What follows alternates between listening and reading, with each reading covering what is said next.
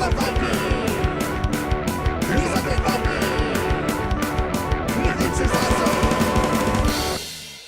everybody, this is me, the Undead Viking, and I'm going to show you this game today. It is called Goatfish. Now, Goatfish is a very small little card game that you could probably take anywhere. You can throw it in your backpack or what have you.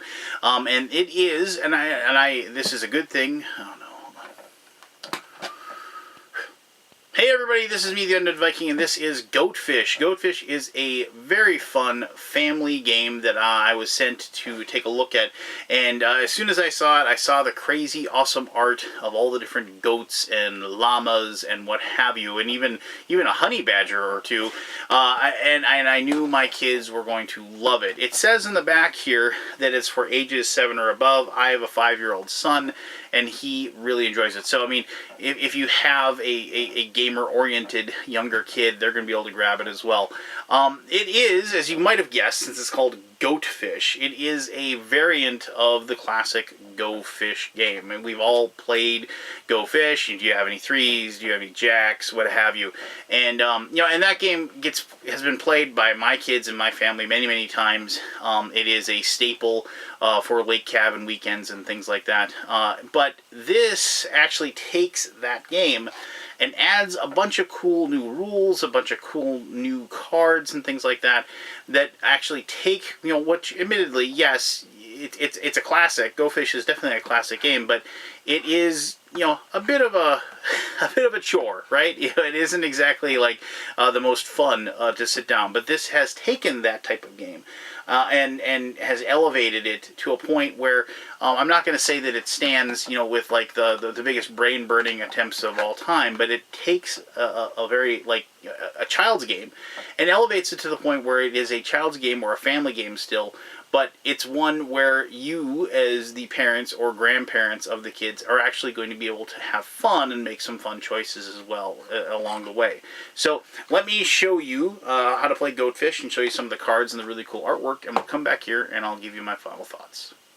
Alright, so this is Goatfish, and as I said, this is a variant, a very fun variant, of the classic game Go Fish. So if you know how to play that game, you're probably going to have a really good idea of how this game is played as well.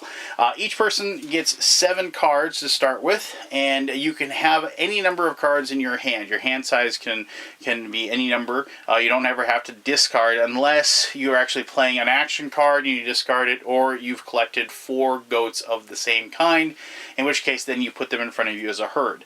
Now, depending on how many players you're playing with, you have to collect a certain number of herds to win. So in this case, with 4 players, we need to collect 3 herds and then you'll win the game.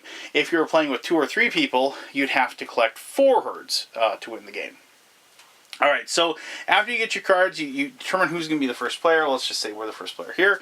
And we're going to look at our cards. And so in this case, we have 2 Angora goats, we have 2 pygmy goats, a fainting goat, and this is kind of cool. If you make a herd of fainting goats, you, like if somebody steals this, and then they would actually lose their next turn if they steal your fainting goat, which is kind of cool. And then we have a action card that will cause somebody to lose a turn. And we have a screaming goat that says, play to stop a herding request, ends opponent's turn, no draw or action. So somebody actually asks us for either of these cards, we can hold on to that to prevent them from doing it. Alright, so on our turn, what we can do is we can say, let's say we want to get more Angora goats. We're going to say, you there, player, do you have any Angora goats? And let's just go ahead and look and see if they do. And they do. Okay, so they got an Angora goat. So they're going to hand that Angora goat to us, and there. Now, I play with the rule of, because you have to have a goat of that kind, and you know, to actually ask for it, we play that you have to show the goat, you know, here, look, I have an Angora goat, do you have one? And so that just makes sure everybody's, you know, playing fair and not lying about what they have in their hand. And then so because you pick somebody and you guessed, you get to go again. So now we could say, do you have any Angora goats? And, you know, because I've kind of set this up, they do have an Angora goat. And so now we would have all 4 of the goats we needed, and we can go ahead and turn those in as a set. So we can go there, those 2, and like so. And we can continue playing, right? So we can go, oh, well, let's keep going. So now maybe we'll ask for a pygmy goat from somebody. So do you have a pygmy goat? We're going to look, and they don't have any pygmy goats. So then now we have to go ahead and draw a card. So we're going to draw a card. And we got an Irish goat, which doesn't help us at all. And now it would be another player's turn.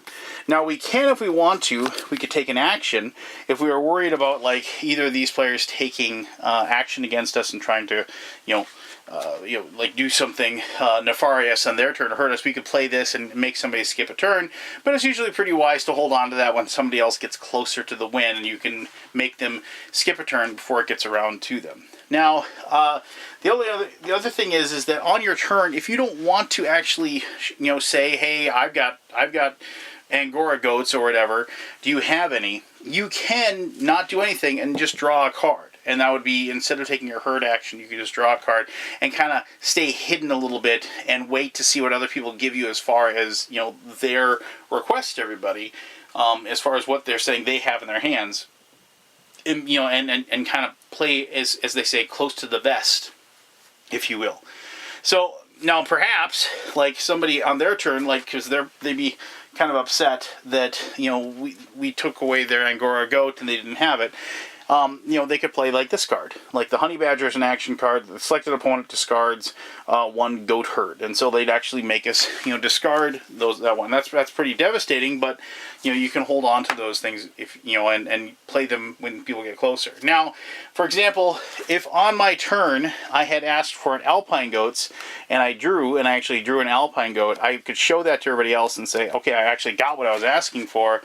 You reveal it, and then you could also take another turn again. Just like, normal Goatfish gets played.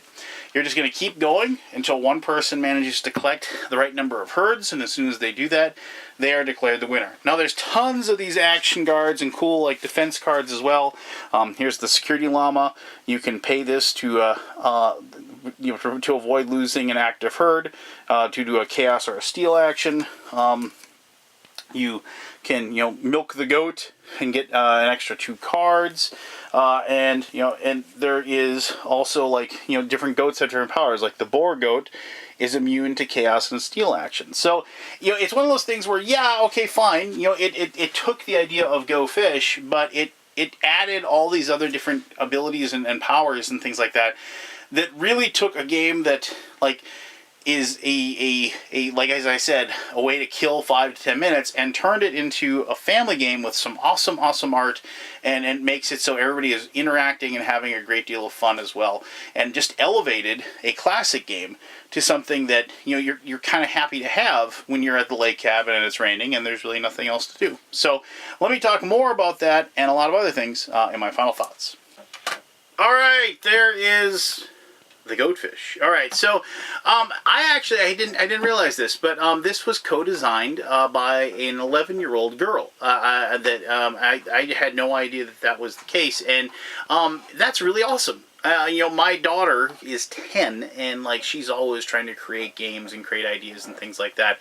And I think it's really cool that when younger kids take the time to use their creativity, their boundless creativity that they have, and apply that to the process of like coming up with rules and stipulations and ideas for games and things like that. And Lillian, I hope you continue down that path and continue to use your creativity to create, because creating things is like one of the coolest things in the world to do.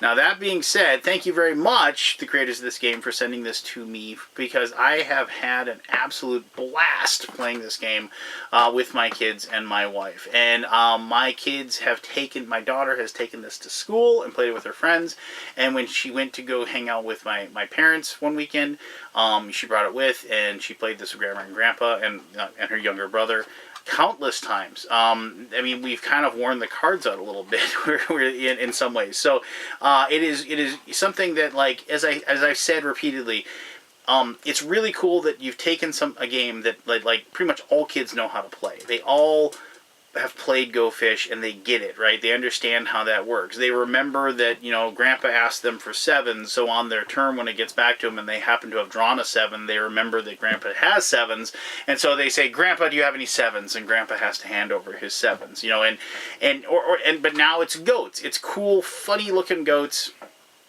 that, you know, and just very whimsical game, if you will. Now, the reason why I think it's awesome is, like, I'm gonna, like, kind of going to, like, there's lots of kids games out there, like classic kids games that we played. I mean, like, you know, Candyland is a classic kids game. You know, we as parents will sit down and play that with them because we want to engage with our kids and we want to kind of teach them how to, like, you know, recognize shapes and colors and what have you. But let's be fair, it's not, other than spending the time with the child and having a family time moment, the game itself really isn't doing anything, you know, for me. I mean, I can't speak for you, but I mean, you know, playing a game like Candyland doesn't really do anything for me. Playing Chutes and Ladders doesn't really, you know, excite me in any way. But when you can take a game like that and you have a good base as far as the game is concerned, and then you actually, like, create a game that doesn't, you know, like ramp up the complexity in any way, right? You know, or if they do ramp up the complexity in some way, it's a very small incremental amount. And then, but by doing that, they actually make for interesting choices and for exciting decisions to be made by the people at the table. That is when you engage the parents into the actual game, and they are then, you know, experiencing the game with their kids is like, you know, what it's supposed to be, a game, a competition, something where, you know, you're pitting your wits against one another. And it's something where you're also still having that family moment, that interaction where people have turned off their phones, you've turned off the TV, and people are just sitting there enjoying the game, but more importantly, they're enjoying their time with their family, which this facilitates amazingly. So there you go. I mean, that is Goatfish. It's nobody's ever going to say it's super complex or it's like a brain-burning Euro, but it doesn't have to be. It's supposed to be a really, really fun time for you and your family, or, you know, to spend together, and that's exactly what it does. And if you are in that boat, or if you know somebody that would probably like this as a gift, I strongly suggest you take a look at Goatfish and think about backing it. So there you go. That is Goatfish. If you have any questions about it, please ask away. I'll be happy to answer those as best as I can. As always, thank you very much for taking the time to watch this video. And until next time, I'm the Undead Viking, telling you to have yourself one heck of an awesome day. All right, bye-bye.